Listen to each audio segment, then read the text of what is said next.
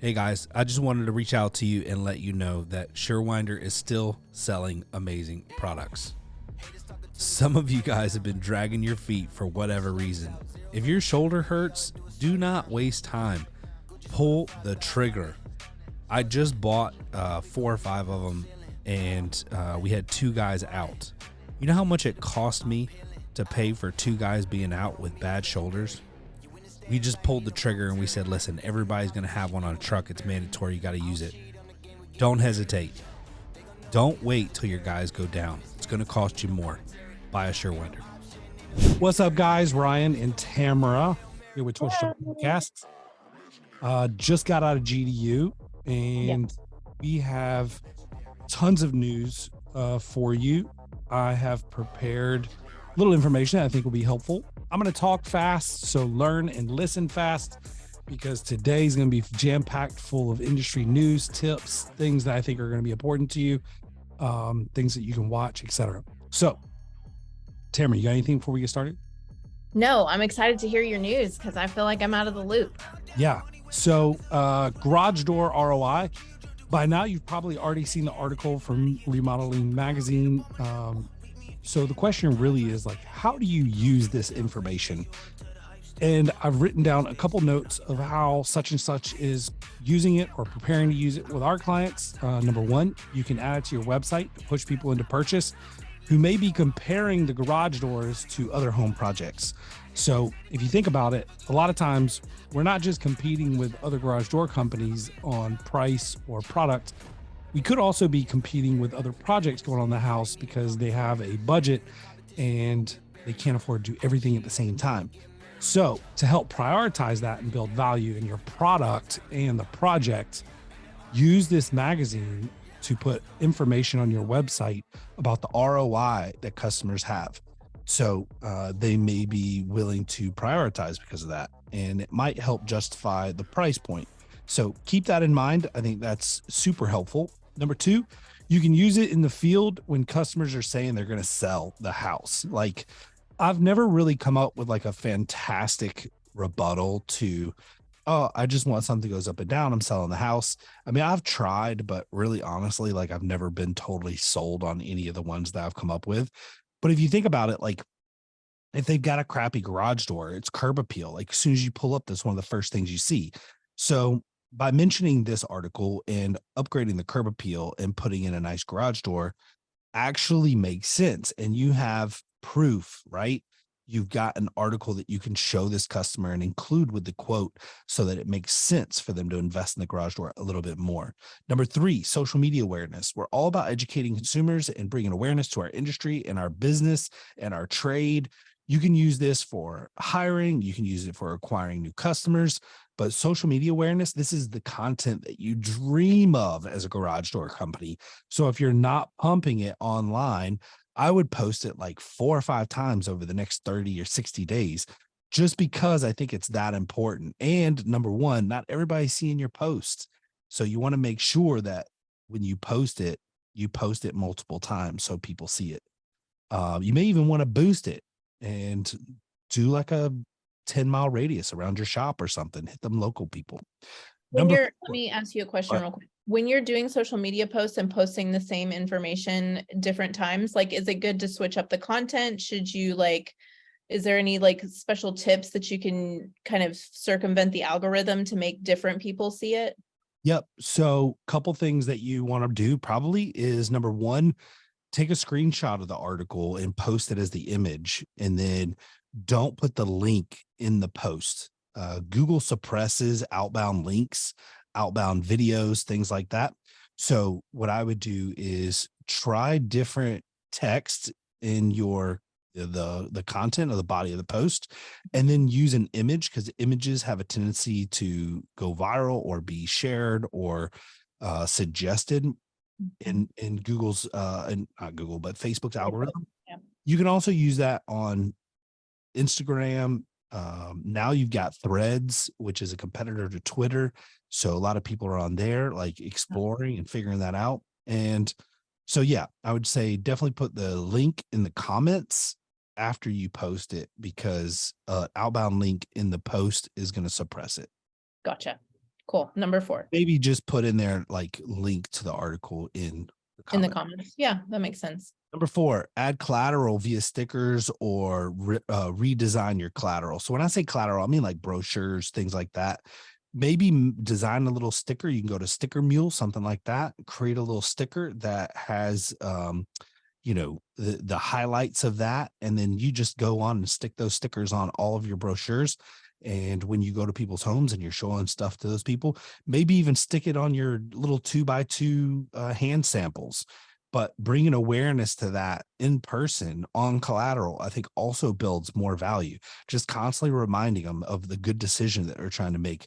You're talking over 100% ROI. Like whatever you spend on the door, you're going to get back when you sell it, Right. plus a little. So we want to constantly remind people of that through the sales process. It builds value, and maybe not like maybe all your competitors aren't pushing that, and people will appreciate it. So I think that's a big deal. Any Nice. questions on that, Tamara, that you think would be valuable? The first one was really good, actually, by the way. No, I think that's fantastic. And I totally love redesigning stuff, because you want your customers to see fresh new things, and, you know, trends change, and sometimes you just need a little refresh. And the talking points for your salespeople, like they just Mhm. get so bored and the repetitiveness of it. So, all right, Absolutely. next subject, garage door U updates. Real quick, I know this is for everybody, so I'm going to speed through it. We just shut down registration for July for the sales training that I do. That was a new door sales training. Registration for August, September, October are live. August is going to be service professional training, sales training, and September is going to be new door sales training. October will be service training. And so you can register for those 3 now. I believe August will probably sell out within the next 2 weeks. It usually does sell out about 3 weeks prior to the event. So if you are interested, make sure you do that. We usually sell about 12 tickets. You get too much and it just, I think it's not as efficient. So we like to role play, and we need to be able to get through that fairly quickly. We have 5 or 6 more seats left for GDU Summit. We've had a spur of people sign up recently. It's so nice. And we've got so much time left. So we're super excited. If you are interested and you've been dragging your feet on this, reach out to me. We're happy to jump on a call, answer any questions. We got 5 or 6 more seats left. The biggest complaint we've got is price, but I want to make sure you understand almost everything is included in the price. So you get hotel, you get breakfast, you get lunch, you get the event, everything. So, and I think it's actually pretty cheap when you look at everything, like the speaker fees and everything were included. So all that's taken care of. Okay, next, Clopay came out with a smooth fiberglass entry door line. And I know a lot of people sell the garage doors and the entry doors, but that kind of snuck past me. I didn't see it. So I found it and I wanted to share it with you guys. That just got released. There's an article on windowanddoor.com, but if you just search Clopay introduces smooth fiberglass entry door, you should be able to find the article. Very interesting. I do actually like Clopay's entry doors. We have installed some. They are high quality. We've been very impressed, and they don't like, we actually were able to kind of like match some wood tone doors with one. Very impressed. Next topic, we'll talk about a little bit about trends. Every 4 years, we experience an increase in violence and break-ins around this time in the Atlanta area. Our phones start ringing for security solutions. So we promote and run pretty hard marketing campaigns for shutters, grills, gates, things like that. And I can tell you it's like clockwork. Every 4 years prior to an election, all this stuff starts ramping up, and it is starting to hit, and we're getting leads left and right now, phone calls, things like that. And there's tons of break-ins. People are getting frustrated. Business owners are getting robbed. So this is the perfect season for being able to promote those things. Not sure how many other people take advantage of that, but it's actually really good. We've been super happy with that side of our business. It's probably the fastest growing part of our business in the last few years. Excuse me. Google Trends. Am I talking too fast, Tamara? You are talking real fast. Have No. you had a lot of caffeine? No, I really haven't. But I don't know. Like, I feel like I want to just hit points on the podcast, give these people the meat, and then Don't know, waste any time. Yeah, I get it. I love it. Jake Wold said something to me or us when he was on the podcast about, he was bragging about that other podcast, and he was like, you know, they're very intentional and they all have their own agenda and there's not a lot of goofing off or whatever. And I think he really appreciated that. And I think about business owners and their time, and I just want to be a little bit more intentional. And I know I talk fast, but maybe they can get the information, digest it. Yeah. But with the podcast, you can always rewind it too. Yeah, true. All right. So I love Google Trends. If you guys haven't played with this, it's super fun. I would recommend you do so. I've found so many trends that I do marketing around through Google Trends. So I did an analysis of like garage door opener versus garage door repair versus garage door. And I don't know if I've ever mentioned this on the show, but couple things to point out right now. So we have an uptick in searches right now for garage door. It's been really low lately. And I think we're starting to see a little bit of an uptick. Looks like we're about to cross a threshold that we haven't crossed since we dipped down in February 2022 below this level. We're about to peak that same level right now, which was very interesting. So it's been quite a few years or let's see, 1 year and some change where we've had a little bit of a downtime, like trending down for the search term garage door. That's interesting. So, yeah, it is interesting. So we're about to peak back up to the last time we were up here was February 6th through 12th in 2022. So I thought that was really cool. And then for garage door opener, which is the second most searched, the gap between garage door repair and garage door opener are like super broad. Like the search is volume is predominantly garage door. So it's like 72% garage door, 22% opener, and 7% repair. The amount of opener searches are increasing dramatically right now. As a matter of fact, we haven't peaked this point that looks like we're about to peak since roughly, well, we've hit this level a few times, but it looks like we're about to go above it. And in the past 5 years, it doesn't look like we've peaked to this. We almost did back in 2018, which is really odd. I don't know if this is because of some of the push in the market from the garage door manufacturers, mostly Chamberlain, LiftMaster, things like that. Mm-hmm. But it's really odd, I think, right now that looks like we might be pressing for the highest amount of volume for garage door openers. So just seems kind of odd.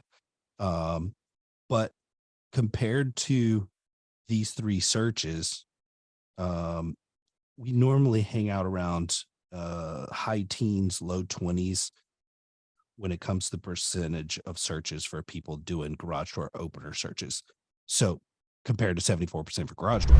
Consistency in everything, including price, reliability, quality, not just quality, but great quality control. These are things that describe Somer USA. Somer's not some startup company, not one that you need to be worried about going out of business in the near future.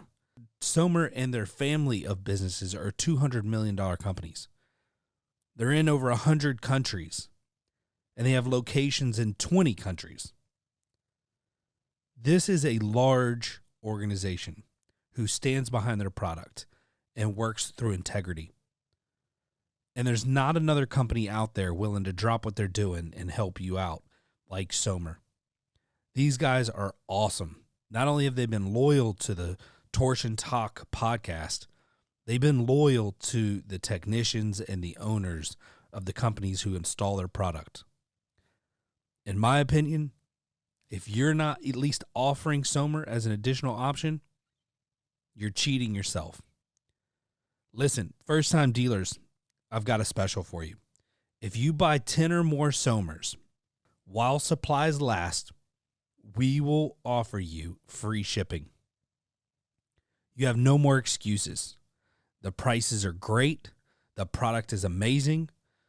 Go check out Somer USA and order 10 for free shipping. Now, let's look at repair. Repair has been trending downward for quite some time. And as a matter of fact, Google's actually saying that it's continuing to trend down. So historically, we have been somewhere in the 5 to 6%. Back in 2020, we did peak some and then had a huge spike in January 2022. I don't know if those are anomalies because the spike is massive, but it comes back down and we've been hovering around 8, 7, 6. Now we are hitting 5, and it looks like we could be getting into the 4% range, which is not great for the garage door repair side of things.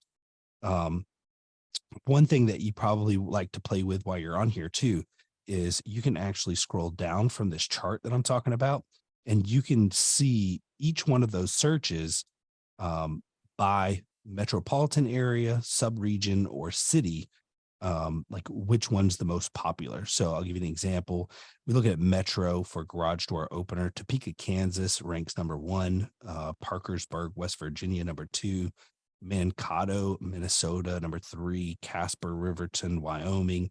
St. Joseph, Missouri. Like, these are some weird towns that I think for these searches to have like the volume, but they track all this. Yeah, it is really weird, but it's interesting information. And I wouldn't think they would put up false information based on searches, but you do garage door repair right now. Charlottesville, Virginia is top of that. Greenwood, Greenville, Mississippi, Albany, Georgia, which is a podunk town. Like, I have no clue how that is one of the top searches. That's crazy. Palm Springs, California, Jackson, Mississippi. But you can just go through here, do these searches, play with this. You might find some data that's super helpful and helps you with your marketing. So speaking of trends, the economy update is, let's see, what would Tuesday be? What's the date on Tuesday? Tuesday is the 11th. 11th. So by the time this comes out, the CPI report will have been announced. If you guys remember from some of my previous reports, CPI is basically going to let you know consumer good prices. Is it up? Is it down? This is inflation. And if inflation was inflation was just announced on the 10th of June, and it had dropped from like, I think 6 something to 4. The Fed is trying to get it to 2, which I think they're lying. They're actually kind of over promising, trying to set expectations. But I'm expecting CPI to come down even more from 4. I think we're going to be somewhere in the 3s. If we come somewhere in the 3s, I do believe they will not raise interest rate. So the Fed is in control of raising and lowering the interest rate. And if you guys recall from other podcasts, they're raising the interest rates right now to hurt the economy. Ultimately, interest rates go up, businesses suffer, they lay people off, people aren't spending money, and ultimately inflation goes down. That is the puzzle. So right now, there's a lot of people losing jobs, looking for work. People aren't spending money. The pain is in the marketplace. People are feeling it. So the pullback is real. And this is what's going on. Tomorrow is a big announcement because I think the Fed will not increase the interest rate, which will help. But I still think we probably have another 6 months of this pain before we start to lower interest rates. Once interest rates start to come back down, they're going to throttle it down probably slowly, and you'll start to see things ease up. The real estate market will come back. People will start spending money again. So we'll probably see that prior to the election because they need something that they can brag about from the podium, of course, right? DASMA released some articles recently, so shifting gears again, that I thought were really cool. Speaking on the topic of recession, there's an article called Recession Proofing Your Business. It's worth a read. I definitely would check it out. The other article that I thought was really cool, or not really cool, but interesting, fatal accident prompts new regulations for gate installations.